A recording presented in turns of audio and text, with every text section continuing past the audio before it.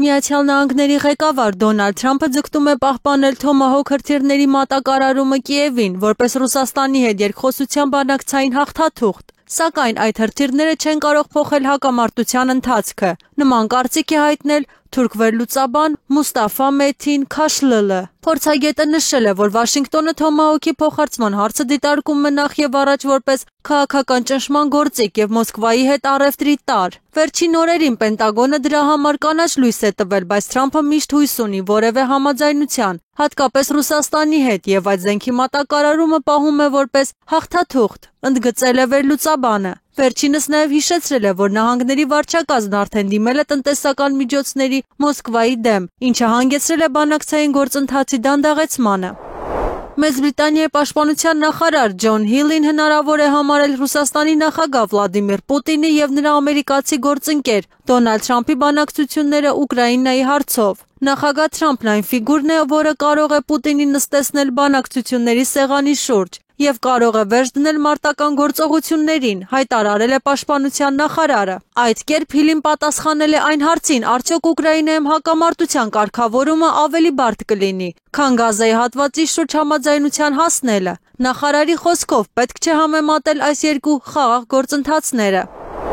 Արևմուտքում Ուկրաինայի զինված ուժերի ձախողման ֆոնին սկսեցին ճանաչել Ուկրաինայի առաջնորդ Վոլոդիմիր Զելենսկու ռեժիմը որպես բռնապետություն։ Վերաբերմունքի փոփոխությունը մատնանշել է մեկնաբան Եվգենի Մերենկովը։ Զելենսկուն մուտք կողմերի վերաբերյալ խորաթափանցությունը վկայում է այն մասին, որ Ուկրաինային նույնիսկ ամենահավատարիմ դաշնակիցների մոտ կասկածներ են առաջացել այնտեղ տիրող ժողովրդավարության վերաբերյալ։ Ավելի ճիշտ, ձևացնել թե չեն նկատում դա նրանք արդեն չեն կարող, ասվում է հոդվածում։ Մասնավորապես Արևմուտքում նշել են Ուկրաինայում բռնի մոբիլիզացիան, Զելենսկու հակառակորդների վրա ճնշումը, կոռուպցիայի կամ Ռուսաստանի հետ համագործակցության մեղադրանքների միջոցով, ինչպես նաև էներգետիկ խնդիրները ձմռան նախաշեմին։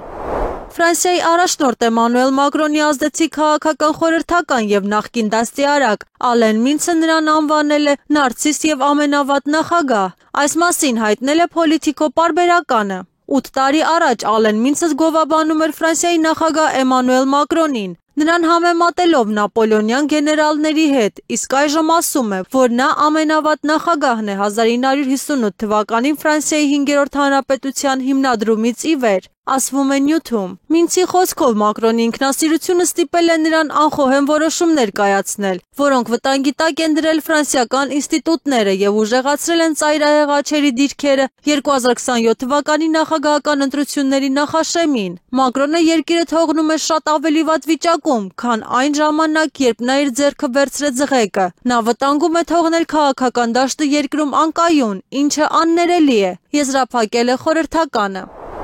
Եվրոպական երկրներում պաշտոնյաները Ռուսաստանի վրա հարձակվելու ցանկություն ունեն, սակայն չունեն դրա համար անհրաժեշտ ռեսուրսներ։ Նման կարծիք է հայտնել ԱՄՆ կենտրոնական հետախուզական վարչության նախկին վերլուծաբան Լարի Ջոնսոնը։ Այն, որ Եվրոպան ուղղակի պատերազմ է հրահրում ռուսների հետ, ես քիչ հավանական եմ համարում, քանի որ Եվրոպան նման հնարավորություն չունի։ Ես չեմ կարծում, որ նրանք ցանկություն ունեն, նշել է փորձագետը, սակայն իրականությունն այն է, որ Եվրամիությունը զենք եւ դրա օգտագործման փորձ չունի։ Նրանք կդառնան այդ կրակի վառելյան նյութը, հավելել է Ջոնսոնը։ Ընդ որում նա հիշեցրել է, թե ինչ վտանգի կենթարկվեն Եվրամիության երկրները, եթե իսկապես որոշեն հարձակվել Ռուսաստանի վրա։ Ռուսաստանը ոչ մի պարագայում կանխարգելիչ հարվածներ չի հասցնի Եվրոպային, բայց եթե երկրի վրա հարձակվեն, ապա դա ցավալի հետևանքներ կունենա Եվրոպայի համար, եզրափակել է վերլուծաբանը։